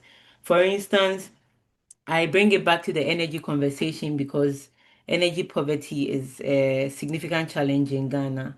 For instance, by issuing these bonds, the government can work with the MMDAs to support investment into community solar microgrid project where people invest in their own communities. So if I am from Assessoa, there should be a program where diasporans from Assessoa can buy bonds to invest in community microgrids so that we can also reduce the import of fossil fuels that is used to power our electricity sector. Also, beyond the investment, the issuance of diaspora bonds, I also think that currently the government does not levy any specific taxes on our remittance channels. And I feel that is a good leverage point to negotiate with the various remittance channels to reduce the covert transfer fees, or what they call the exchange rate markup, so that it can also increase returns that Ghanaians abroad make in their money sent to Ghana, because these markup, exchange rate markups, which are mostly hidden in our transactions, reduce the amount of monies that eventually get delivered to for investment in back home. So if the government can leverage the current system where, because they are not taxing these channels, they can leverage on that to negotiate with these channels to reduce these covert transfer fees, so that they can increase returns that we Ghanaians and the diaspora also make on our monies back home. And continuous engagement with the diaspora as well. But beyond all of these, we want to see value for our money. We do not just want to see percentage reductions and inflation. We want to see it translate into our lived realities, the lived realities of our family back home, and also to build investor confidence in sending back home money back home to invest. So these are the few recommendations that I will make. Thank you very much. Thank you so much for your time. You can now go and watch your football, and All right, thank we you, apologize guys. for taking your time. No, that's okay. Thank you I for joining enjoyed the us all the way conversation. from the States. All right, sure. Thanks, Yes, so Amoyne, on the issue of all the issues you've raised about production and taxation and all of those things. Recommendation, and please let's be brief with our recommendations. Time is fast spent. Okay, right. Thank you. After Amoyne, I'll come to Obri from the import and export sector. I'll do two recommendations. Now, currently, we have exhausted our tax regimes. I mean, bring a new one, delete an old one. We have almost exhausted it. So I don't encourage government to introduce a new tax. Though government plan to overhaul the corporate income tax regime, I don't encourage government to introduce a new tax. What I encourage government to do as my recommendation is that government should strengthen the tax administration. In 2025, the performing part of the economy with regards to revenue generation was a bit of the direct taxes, and it came from not oil, but it came from non-oil taxes. So it means that administration, when we strengthen it, you'll be able to generate enough revenue. So strengthen it and put in place much more compliance mechanisms. And two, government should speed up its digitization journey. We've heard of the publican AI, and we have other areas. The government tried to bring in issue of the EVAT system. The government has not been able to implement it nationwide and well detailed. Government should be able to allow private consultants, IT consultants, to come into the system, just as is done in places like the UAE and co, so that we'll be able to harness the maximum revenue from the issue of invoicing. It's one of the areas that we fall short. So these are the areas that I want to encourage government to do. Very grateful, brief, succinct. Yes, from import and export, Obri.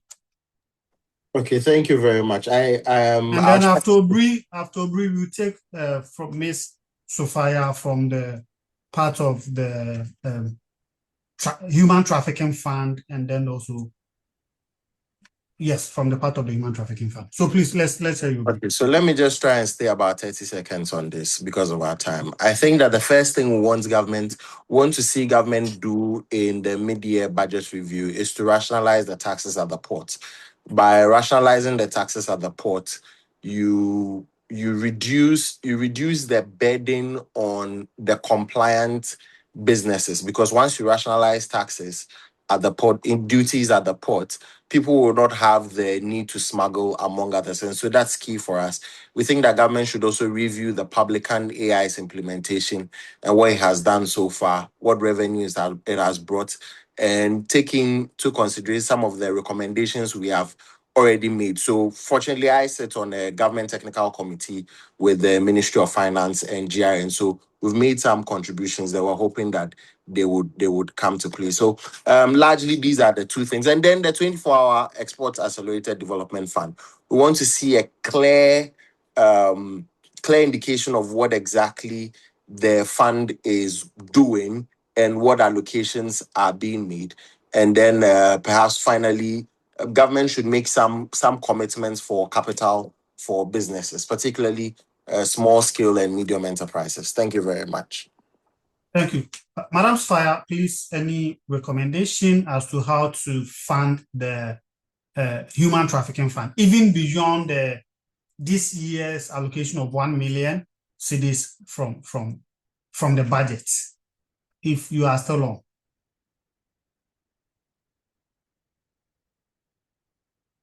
Okay, we seem to have lost her.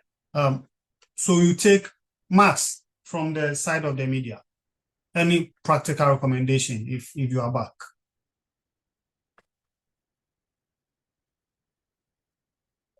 All right. So since we've lost Max too, then we take the presentation from organized labor, and this presentation from organized labor will be done by the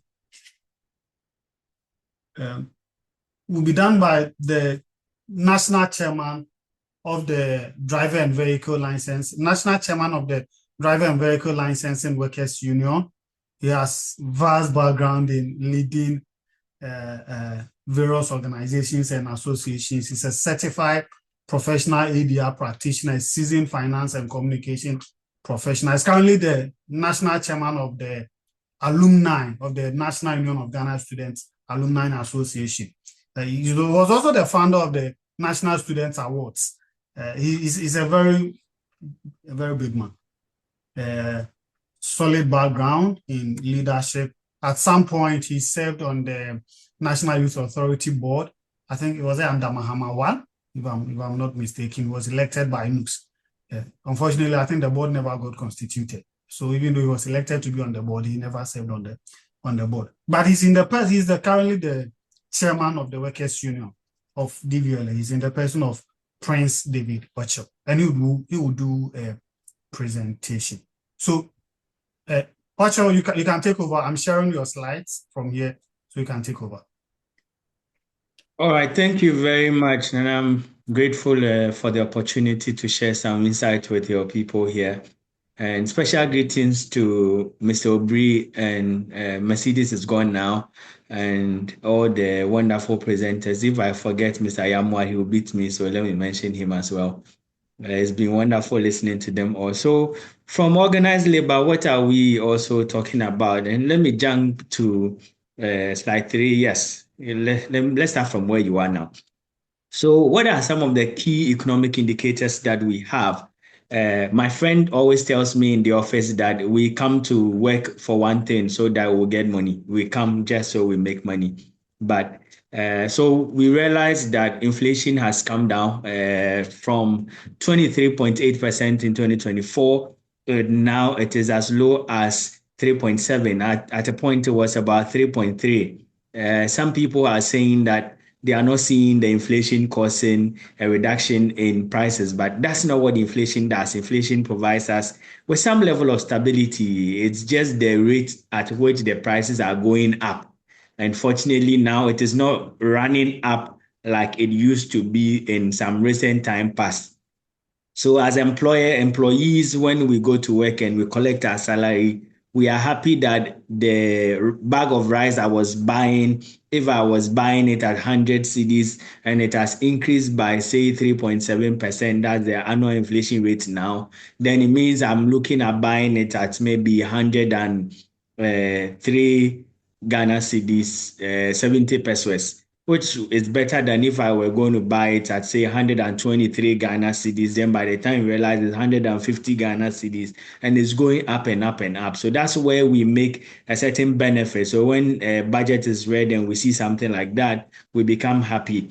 We are expecting that it will be stable. Even if it doesn't go down and it remains stable, we will be very happy. Again, our public debt is now 45% from 61.8% in 2024. And for me, this is not a measure whether the economy is doing well or not, because we have some of the countries we respect the most whose public debt to GDP is really high, and yet they are doing well. Japan has about 207 debt to GDP. Greece has 163%. Italy has 137%. USA has about between 100 to 120%. So if we were even at 61.8, it didn't necessarily mean we're doing bad. And equally 45%. It's good that we are making an effort to reduce our debt to GDP. But the most important thing is that when we borrow, what do we use the money for? It's not how much have we borrowed. If we are borrowing and it's bringing more returns, more revenue, then it's good. But if we are borrowing to consume, like what we're doing last year by borrowing to pay for labor, if we continue doing that, it's not sustainable because you borrow the money and it's gone. And if it doesn't bring in any returns directly, then we are in trouble. Again, the CD appreciated, and we've seen about 40.7% appreciation of the CD. What that has done is that importation of goods, things that were imported, the prices would have been higher when it comes, but now we are spending less CD to import some of the things that we import. And you know that our economy has been largely import driven, and so when the CD appreciates, it helps us a lot. The cost of that appreciation is another business for another day. But yes, the CD has appreciated, and largely that is something good. The nation budgeted a GDP growth rate of about 6%. We are doing it, and I think it's something that is good. We've been able to hit our GDP target now. As of last year, we were doing 5.8 at the last quarter of last year. Now, if we are able to do 6%, I think it's something that we should be happy about. Again, when we look at expectation for jobs, the country has a budgeted plan to get about 800,000 Ghanaians jobs. And then, unfortunately for us this year, we had an increase in our wages that was about 9%. However, immediately we entered the new year, they introduced some tariffs that eroded our 9%. We'll get them. We also got some tax relief. So even though the percentage of salary increase was small, there were some taxes that were removed. And when taxes are removed, it kind of mitigates the burden on all of us. We all remember e-levy. Everybody was paying some. You are sending small money to your mother and you have to pay tax on it. And e-levy was removed, betting tax was eliminated, VAT was reduced from 21.7 or 21.9 to 20%, which is good, and a number of other taxes, e-levy, I've mentioned that, and so those were taxes that were reduced. That reduces the burden. So my money that is in my hands is worth more when you remove taxes like that. Then I was talking about the fact that immediately the wages were increased by 9%, electricity was increased by 9%, and then water was increased by 15%. That makes us worse off by 15% for only those two, not to talk about fuel price increases that has happened over the time, and then rent issues and all that. So you realize that this was one of the unfair things that the government did to us. And for me, when we are planning the country, we must have all these things in perspective so that if we are going to give you 9%, we are not going to increase other utilities to immediately 9% that we gave you. That's unfair. And to borrow the words of Mr. Joshua Ansah, who is the General Secretary of TUC, he said that you cannot give us 9% and also come back with a tariff of 9 and 15%. This means that you are taking your 9% and also giving us a negative 15%, which is true. I mean, it's a very unfair situation that we found ourselves in.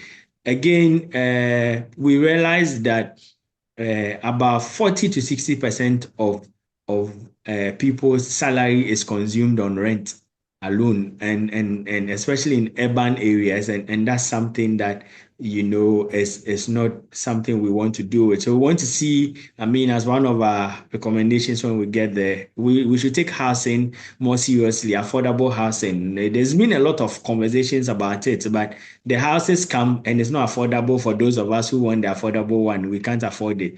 A survey that was conducted showed that about 95% of the workforce earn less than 5,000 Ghana cedis. And even of that, about 36% of people working in Ghana earning less than about up to about 1,000 Ghana cedis in a month. And if 40 to 60% of that is going into accommodation, then you can imagine, how much is left for you to pay your children's school fees and for you to buy food and survive as a family. So it's not something that is good. It means that we are paying less for labor, and we must be able to increase how much we are paying people for the work they do for us. Again, we realized that even after the 9% that was given us on the back of an inflation rate of 3.7%, despite the 9% electricity tariff increase and the 15% water that was given, the amount of money that is spent on labor this year was 5.64% of GDP as compared to the 2024 figure of 11%. And yet, even that, we still have to complain that we are spending too much on labor. And even though the amount to GDP has reduced significantly, what we can do about this is then we should be able to increase the money in the basket, because it means even if we are doing a GDP, the GDP is bigger and you are giving us small, we are better off than if the GDP is small and you are giving us a bigger amount. Again, we look at unemployment, and why is unemployment important to we who are working? It is important because if I have a job and all my brothers do not have jobs, my siblings do not have job, my nephews and do not have job, what happens is that the small salary I am getting, I have to share it for every one of them to also get something. So at the end of the day, I'm worse off, even though you are paying me. And so with an unemployment rate of 34%, that among young people, I believe that we will have to work assiduously towards eradicating it. And we have some recommendations when we get there that will help to be able to do that. Again, in trying to reach our 800,000 employment target, the government has allocated 63 billion for roads. That's for contract project to generate approximately 490,000 jobs under the Big Push initiative. So we are hoping that the Big Push will bring about 490,000. But you agree with me that most of these jobs will be not permanent. It's road construction, even if it lasts for 4 or 5 years or 10 years. Once you're done, where are you going next? And so we must, aside looking for immediate employment now, we should also be looking into the sustainability of these employments that we are creating. Not that because I'm in power and I want people to know that I've done something, so I create some jobs immediately. By the time I'll leave office, those jobs are no more working, and the cycle of unemployment continues. So that's something that we have to work on. Again, the 24-hour economy conversation is still ongoing. We want to see how fully operationalizing it as a policy will help us as a country to get more for our people. Now, let's jump into some of the practical recommendations. For the government, we believe that in the coming future, these things are all budgeted. That's why it's called a budget. Government must be able to, with the exception of shocks that happen in the middle of the year, like the war that is going on in the Middle East, for instance, affect the volatility of oil prices. There are some of the things that we cannot necessarily budget for. But for our things that happen in the country, we should be able to budget that utility is going to go up by this percent, that will affect water, that will affect electricity, that will affect gas, or something like that, so that we're able to tell on the basis of that we are giving you this percentage increase in your salary. Not that You give us some percentage with one hand and you turn to another corner and come and take it with utilities. That will not help us. And then also we believe that we should address the wage bill structurally through revenue expansion. I mentioned that earlier, that we should expand the revenue base. There are recommendations that will help us to expand revenue, so we'll get there. And then we must also invest in public transport. Earlier, I think the previous administration was doing something about railways. We did not know how we are looking into that. We've heard about the big push. It's good that our roads are going to be constructed. That will be helpful. But can we also invest in railways and make sure we have some bullet trains? We have come so far as a continent. We can also have our own bullet trains. And imagine if you are traveling from Tamale to Accra and you can get there in 2 hours. It will help us to reduce the burden of a lot of the goods that have to travel, even from Burkina to Accra. And some of them get spoiled along the way. Imagine when you are transporting tomatoes from Burkina to Accra on a truck that is moving slow, that takes about 2 or 3 days to arrive in Accra. Sometimes by the time you get there, a lot of the tomatoes is already spoiled, and the market woman is compelled to bill the buyer for the one that was spoiled as well, so that you are buying the good one, but you're also paying for the spoiled one. That increases prices, and that affects the small money that I have in my pocket. But if we have rails and these things can travel within 2 to 3 hours to Accra, and you know that the rate at which the things will be shaking and breaking is even small. We've seen a lot of accidents on our roads where Guinness Ghana or any of the beverage producers is transporting drinks to different parts of the country, and then they have accidents and people are rushing to go and drink. Sometimes bottles, that part of them are broken. People are still drinking, and the dangers it poses to our people and all that. So some of these things we can avoid. Even fuel that we are transporting on the road, petrol, diesel, and all that we are transporting on the road. Unfortunately, we've seen some of those tankers that have blasted in times past. Can't we do anything about it? It will be safer to move all these things by rail. So we should, include that. We should work on our rails a lot. And then local food production. These days, the GMOs and all the unhealthy foods that we are importing into our country has become so much. And so food is now not just food, it is also health. That we must encourage healthy food production and consume what we are producing here, because a lot of the things we are buying from outside, the quality is terrible. I bought some, I was given some malts recently by someone. I opened it and the malts are puff. There was no gas inside. I checked around and realized that it was a Nigerian product. And it's completely different. I couldn't use it. The taste is different, everything is different, it's too sugary and all that. The ones we have here are good. Let's encourage more local investment into all these things. And then the pharmaceutical industry, we are importing a lot of medicines. It's billions of Ghana cedis every year from India, from Pakistan, and any stand that we can. And these are drugs that we can produce here. We have the herbs. So these people come here, take the herbs, go and mix it there and add a lot of unnecessary chemicals, and they bring it here. We have a lot of medications here, that are organic because they are herbal, not chemical based, herbal based. And we should encourage people to do a lot of that. And the pharmaceutical industry should rather look into those organic herbal based medications. And our doctors should be having conferences about how they use that. I want to go to the hospital and I have malaria and look at the doctor prescribing tabia for me. I'm not expecting every day some foreign medication here and there. And so our doctors should also become part of the people who help in the consumption of our local pharmaceutical products. That brings money here. It's not always sending the money abroad. And when that is done and the money basket is increased, that's when I also can get more from government as salary, and that will help me. We've already talked about encouraging the consumption of made in Ghana products. Is our only hope. because if we continue to buy from outside, we are destroying our currency.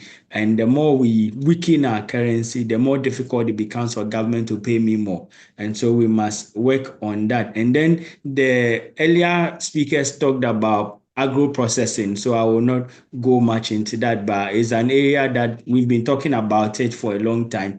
And I want to see practical, things being done by the state. We have a unit by the Agric Ministry called Agric Engineering, and from time to time they bring in gadgets that will help the farmers to be able to do some of these agro processing. And we should revamp and retool them, give them money so that they can buy good gadgets, or even use our engineers locally to manufacture gadgets that can help us in converting our palm oil to palm kernel oil, or coconut to coconut oil, or palm fruit to palm oil, and things like that. There are a lot of things. All these are mentioned are just from palm alone, and there are a lot of things that we can do here if we have the necessary gadgets. And then also we should be able to bridge the gap between the lending rate and deposit rate. I go and put my money in the bank and I get almost close to nothing as interest on it. But I go to the bank to borrow money and I have to pay 2.5 to sometimes 3 times that money that I have borrowed. That's unfair. That's not something supports business. It's like the banking system is created to cheat you. Whilst in other parts of the world, people are getting 4 and 5% interest rates to borrow from the bank. We are getting outrageous rates. Sometimes I can go as high as 37%. How do you expect me to do business with someone who is getting 4 to 5% in this country, and all of us want to survive in the business? By the time the profit comes, it's finished. Sometimes you even get negative profit. And so there is one of the things that the Bank of Ghana must be able to assist us to get something that is reasonable. And we should be able to also enjoy some of the things that our colleagues in other parts of the world are enjoying. Free SHS and then the school feeding. Why is it important? It's important because then it reduces the burden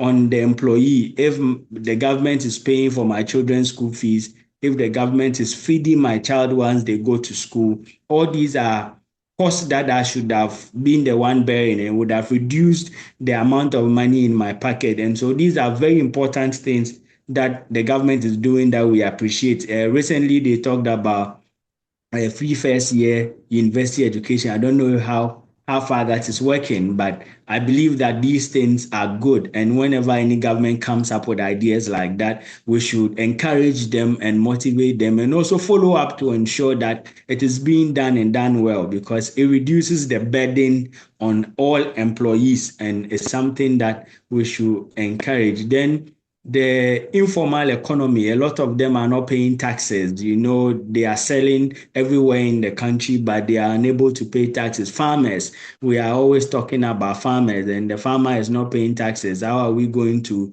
do the things that we are saying? Do the railway to convey the products, but the one who will enjoy that benefit is actually not paying the tax. And how can we do it? A lot of times we have looked at using coercion to get people to pay their taxes. Can we also use incentive? We can design an incentive package that encourages people to pay their taxes. For instance, if you are a young business coming up and you know that when you go and file your tax returns, the state is going to help you get some domain or set you up your business up online or give you some call cards. So sometimes it can be some basic things. But if we use incentives, I'm sure we might be able to get a lot of people from the informal sector, because that's where a lot of activity is happening, and here we are getting close to small returns. And so I believe is another area that we should look at. And then once we do that, we'll also be able to provide social security for those in the informal sector. And then one thing that we are not doing here, everybody wants to do a business, but everybody wants their own businesses. Can we also try as a country to form cooperatives by bringing people together? And I believe the states can come up with initiatives and ideas that helps us to form cooperatives that will be able to help all of us to tap into a larger pool of resources, so that the businesses we are running, first of all, will be bigger, will be able to compete at the global level, will enjoy from economies of scale. And when if it's only one man business, when the person dies, a lot of time the business collapses. But if we are a number of people who have come together and one person is not there, others will carry on the business and bring others to join so that the business will always be moving on. What about the workers? These are things we are telling government. What can we also do as workers? We must also work, do our best as we go to work every day, be punctual, and ensure that we live in a corruption-free country as much as possible. Every worker, it is our collective responsibility to block every leakage where that prevents the state from getting what must be given to the state. So if you are helping the state to lose money, what you are doing is that it is affecting all of us. We cannot get the money that we should all get. And we should all learn. These days, AI has come. I will have to employ every employee to be able to learn how we can use some of these tools and skills to better ourselves so that we can increase productivity. And by increasing productivity, the country will get more money. And once the country has more money, we can also argue that we should be paid better. Thank you. Thank you so much, Senior, for that wonderful presentation. Thanks, everyone who has been on the call. Our director for administration was supposed to do the Thanksgiving, but let me just do it so that we can wrap up. We've done 2 solid hours on the call, and some people have been with us from the beginning till this point. We really appreciate your presence here. So all the recommendations have been noted. We put together the policy brief, which will be based on the conversation we've had here, which will be submitted to the Ministry of Finance and other relevant agencies. The policy brief and the recommendation will also be on our website, ICEDEGAfrica.com, ICEDEGAfrica.com, and other media platforms. All the conversations from here, the various reports that will come out from the conversations from here will be on all our social media platforms, ICEDEG Africa LBG, on all our social media platforms. We really appreciate the presence of the speakers. For our participants, if anybody has something to say briefly, we give you a minute to say. Otherwise, we'd say thank you so much for being with us and do have a good evening. There is a comment. Okay, enjoying the conversation. Gratitude to all speakers for their brilliant submissions. Let's do this again. Window Famankwa, thank you for this. Enjoying the conversation. In the absence of any other comments, the chairman, thank you. You are back. You should have given us your closing remarks, but because of our time, please pardon us. People, and many of us too are actually law students preparing for exam which begins from next week, actually. So people would also want to go and learn. And so we would want to end it here. Thanks, everyone. Thank you for joining us. God bless you. ICEDEG is really appreciative of your time.